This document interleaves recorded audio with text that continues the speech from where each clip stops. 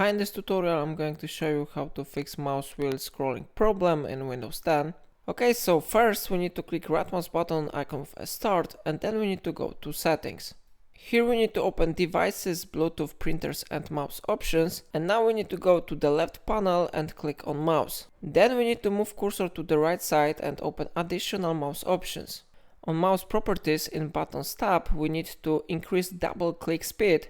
So I will do it now and drag and slide it to the right side. Then we need to go to wheel, and on this one tab we need to change the values. We need to change the following number of lines at a time from 3 to 7, and on horizontal scrolling tilt the wheel to scroll the following number of characters at a time of 4. So you need to make this change and then you need to click apply button.